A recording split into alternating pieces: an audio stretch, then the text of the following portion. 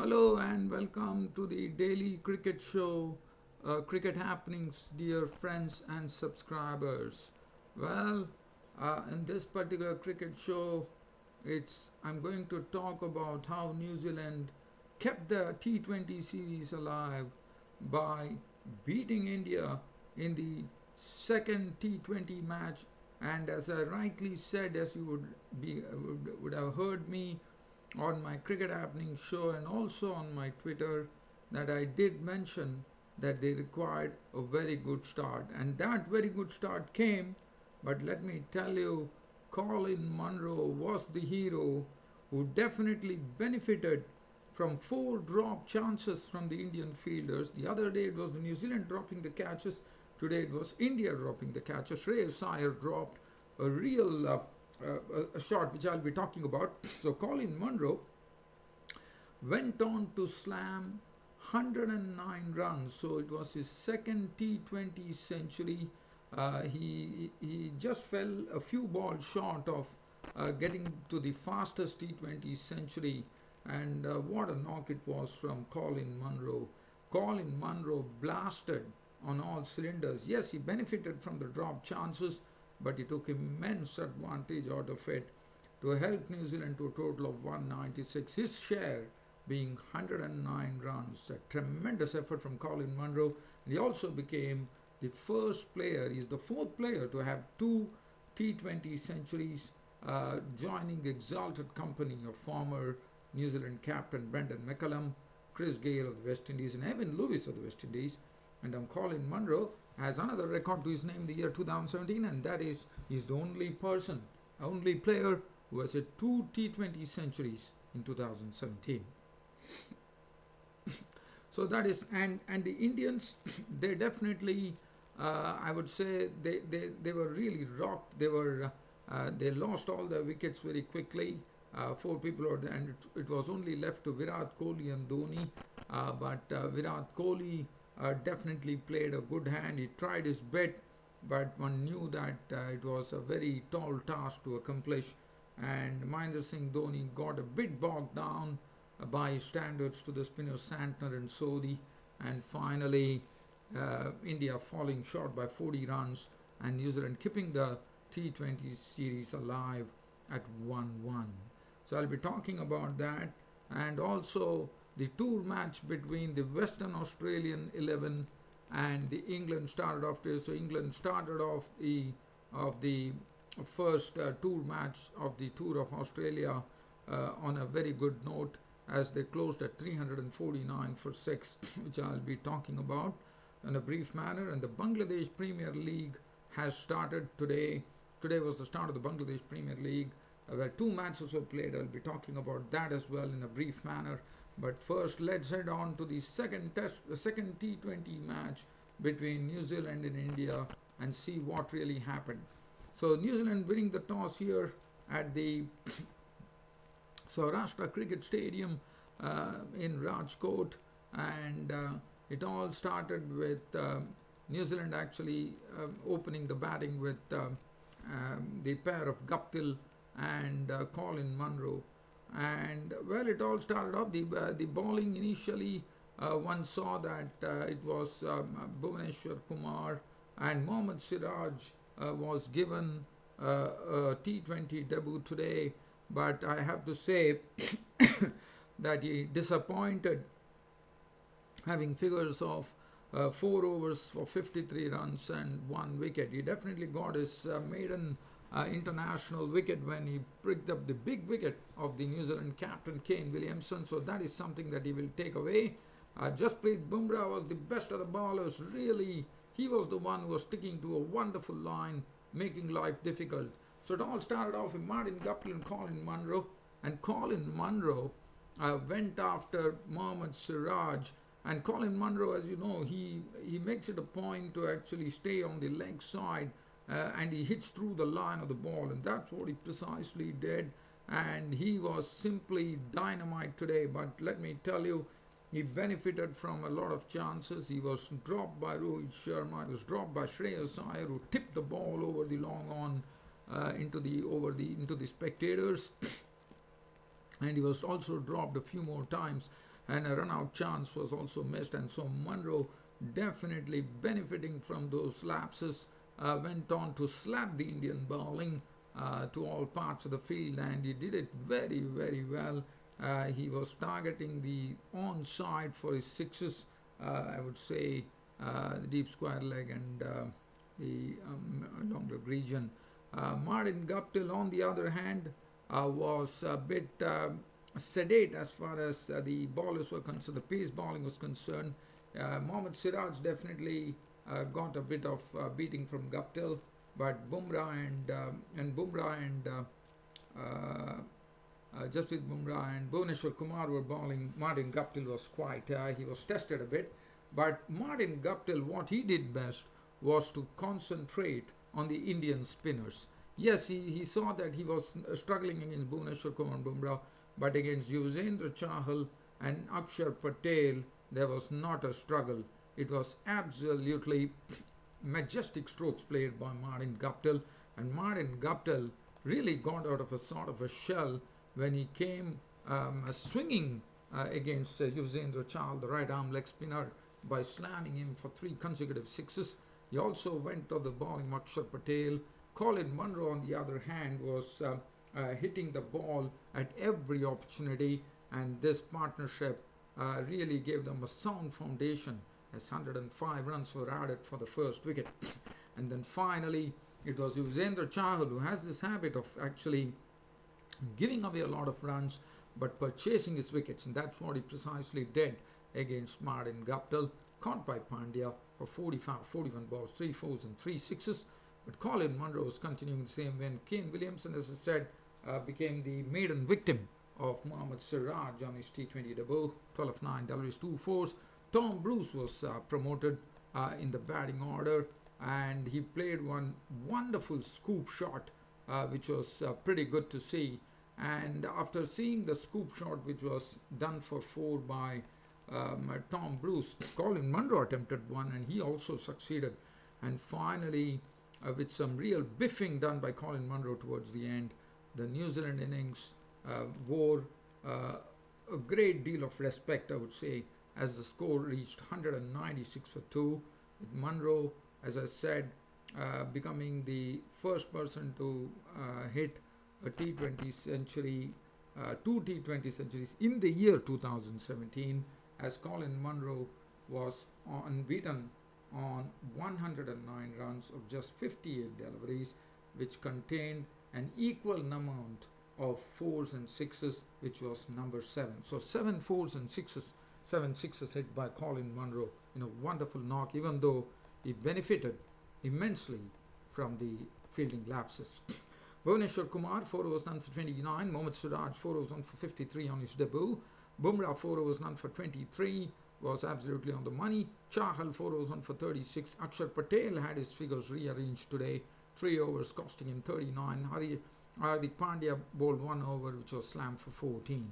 Now India were given a target of 197 runs to win the match, and the start was not good. Trent Bolt was absolutely on fire. First he got a nick-backer to Shikhar Dhawan to clean bowling for 1, and Rohit Sharma was claimed by an away swinger from Trent Bolt, which Rohit Sharma nicked it to the Glenn Phillips, who was playing in this particular match. He was gone for 5, 6 balls, 1 4, and the Indian score, they're both the openers in the hat to score read 11 for 2.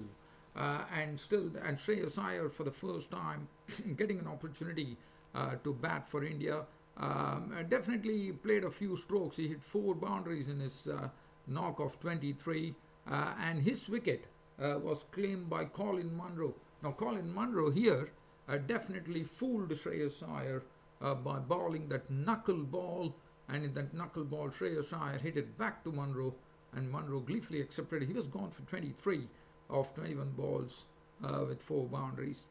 Hardik Pandya and Virat Kohli were at the crease, but Hardik Pandya now, Ish Sodhi is someone, as I said, always seems to have the wood over the Indians, and that's what precisely Ish Sodhi did today. He foxed Hardik Pandya. The other day he foxed Hardik Pandya and took his wicket, and today he clean bowled him with a sort of a googly and Hardik Pandya was bowled by Sodhi for 1 to leave this Indian innings in real trouble at 67 for 4 in the 10th over. Now we had the most experienced pair in the middle, which was Virat Kohli, the Indian captain, and along with him was Mahendra Singh Dhoni. Well, Virat Kohli and Mahendra Singh Dhoni definitely showed a lot of urgency as they started getting runs, especially Virat Kohli playing some very aggressive strokes as he knew that the onus was on him and Mahendra Singh Dhoni. Well, Mahendra Singh Dhoni also hit a few good boundaries and sixes, but the challenge for Mahendra Singh Dhoni came when he was actually facing the spinners, Mitchell Santner and the other spinner, Ish Sodhi. And Mitchell Santner always, as you know, if you have looked at the records, that he has always been successful against Mahendra Singh Dhoni by controlling him and not giving away runs, bowling a very tight line, and that's precisely the case today as Mahendra Singh Dhoni got bogged down with the spinners in operation, and that really put some pressure on Virat Kohli, and then Santner nipped up the big wicket of Virat Kohli for 65, 42 deliveries, 8 fours and 1 6. Mahendra Singh Dhoni was there, but Akshar Patel was the next victim to go out for bowled. And then Mahendra Singh Dhoni also find the pressure. When Akshar Patel was gone, the score was 130 for 6, and there was still a lot of runs to get. Mahendra Singh Dhoni swung his bat hard, but Rain Bolt, who actually had his career best figures today, he was the one who actually picked up the first 2 wickets and the last 2 wickets of the Indians. Mahendra Singh Dhoni was out for 49 of 37 deliveries, 2 fours and 3 sixes, and 154 for 7 when Mahendra Singh Dhoni departed, and that was in the final over. And after that, one knew everything was in writing that New Zealand had actually won this match. Bhuvneshwar Kumar was not out on 2, Bumrah was not out on 1, and game over, and New Zealand leveling the T20 series 1 with the decider to come finally now, and that should be a real beauty. Adam Mint was none for 30, but Trent Bolt collecting his best T20 career figures of 4 overs, no maiden, 34 runs and 4 wickets, and richly deserved it. Grand Home 1 over 10. Santner definitely always has become a sort of a Vettori-like player. I mean, he's definitely following the footsteps of Vettori, according to me, Mitchell Santner. 4 overs, no maiden, 1 for 31. Ish Sodhi always, as I said, has been troubling the Indian batsmen. 4 overs, 1 for 25, did a fine job. Colin Munro, 3 overs, 1 for 23. And Colin Munro, without a shadow of doubt, was the man of the match. And New Zealand would be very, very happy with this effort because what they have done is they have taken it to the decider now. And in the decider, as I said, whichever team wins will be winning the T20 series. So good luck to both the teams. Now, from here, on a brief note now, as the majority was actually covering this particular game, England, who are not on the tour of Australia, played their first tour match today. They started off the tour by playing against the Western Australian 11. The Western Australian 11 had a lot of youngsters in the mix, no doubt about it. And if you look at the bowling from the Western Australians, Nathan Coulter-Nile was the only one who was 30 years. Other than that, there were a lot of players who were on the youth age, I would say. They were in the youth. Coulter-Nile, 16 was 143, Turner, 16 was 154, Morris, David, Hincliffe, Hardy, Guardian, Busisto, Carter. So not a really a team with any, and England went on to make 349 for 6. Alistair Cook was out very, very early in the morning. He only faced 2 balls and he was caught by how the bowling of Coulter-Nile. The contributions coming in from Mark Stoneman. Stoneman looked very impressive with his very good driving in front of the wicket, and he made 85, 16 boundaries. Vince, I wouldn't say it was a very convincing 82, but as and when he was actually playing the cut shot, he was looking very graceful in his stroke making. But other than that, he definitely did not. I wouldn't say he timed the ball very well today, but still, nevertheless, he made 82 with 12 fours, and that will give him a bit of confidence. Joe Root was cheaply dismissed for 9 with 1 boundary. Mallon retired out 56 with 8 boundaries. Gary Balance made 51, retired with 6 boundaries. Barrister was not on 36 with 7 boundaries. Vokes was not on 25, 4 boundaries, as the England team in their first match of the tour closed at 349 for 6 on the first day of this 4-day fixture. Sorry, it's a 2-day fixture, I'm told, between the warm-up match between Western Australian 11 and England. So that is as far as the England tour of Australia were concerned. Now let's look at the match at the Bangladeshi Premier League. The first inaugural match today was played between the Dhaka Dynamites and the Sylhet Sixers. And Dhaka Dynamites batted first. The match was actually won by the Sixers by 9 because it was a convincing between Dhaka Dynamites. Really struggled in their approach. Mehdi Maroof, Evan Lewis, 26 of 24 with 3 boundaries and 1-6. Kumar Sangakkara for the Dhaka Dynamites making 32 of 28 balls, 3 fours and 1-6. Mosaddeq Hussain 6, Shakib Al Hassan made 23 of 21. It's a strong team, and I thought Dhaka Dynamite definitely disappointed in putting a very paltry score on the board. Shakib Al Hassan 23, Kieron Pollard made 11, Delport was not on 20, Rashid 3, Hyder not of 136 for 7 was what the Dhaka Dynamites made. And let's have a look at the Sylhet Sixers bowling. Nasruddin 2 for 21, Shogat Ahun none for 27, Santoki none for 36, Abul Hassan 2 for 24, Liam Plunkett at 2 for 20, and Tajul Islam 10 was 1 over none for 5. Sylhet Sixers made this particular target sound very easy for them as they romped home to a 9-wicket victory, with Upul Taranga, man of the match, contributing unbeaten 69 of 48 dealt with 5 fours. They put up the 136 was really made to look like a very minute thing by the Sylhet Sixers openers, as Upul Taranga in the company of Andre Fletcher really slammed the bowling to put 125 runs in 15.3 overs, which really told the tale as far as Sylhet Sixers win was concerned. Upul Taranga not out 69 of 48 dealt with 5 fours, 2 sixes. Andre Fletcher the only one to be dismissed, out to the bowling of the leggy Rashid for 63 of 51 balls, 5 fours, 3 sixes. Sabir Rahman was not out on 2, game over. Shakib Al Hassan 4 was 23, Mohammad Shahid bowled 1 of 14, Saqlain Saqib none for 23, Abu Hidr 3 was none for 27. Adil Rashid could not really make an impression, I thought. 4 was 1 for 31, Pollard bowled 1. So that is as far as the first match, or the inaugural match at the Bangladesh Premier League was concerned. Now we will talk about the next match in a very summarized manner, and so we are talking about the second match that happened in the Bangladesh Premier League. It's just a summary coming in. We are talking about Rajshahi Kings actually playing against Rangpur Riders. Rangpur Riders were the ones who picked up the victory. We will have a look at the scorecard here for the Rajshahi Kings and Rangpur Riders. The match was won by the Rangpur Riders by Rajshahi Kings were the ones who actually they batted first and put on 154 for 8 on the board. 154 8, Luke Wright making 11, Mominul Haq 9, Roni Talukdar looked impressive with his 47 of 38, that was 3 fours, 2 sixes. Mushfiqur Rahim 11, Shamit Patel 3, James Franklin was not on 26, Sammy hitting 29 towards the end of 18, that was 1 4, 2 sixes. Marius and Miraz contributed a useful 15 of 5 deliveries. 154 for 8 was the score that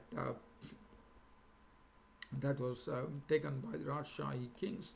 And the bowling, Murtaza was on the mark, 4 overs, 1 for 18 for Mashrafa Murtaza. Ghazi 1 over 1 for 5, good to see him bowl. Nasbil Islam 4 overs 220.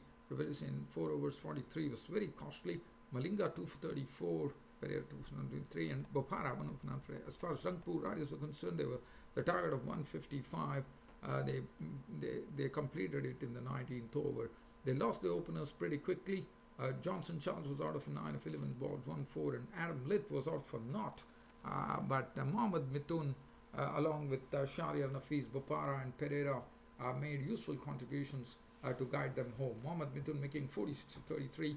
1 4 and 3 sixes, played in a very steady manner.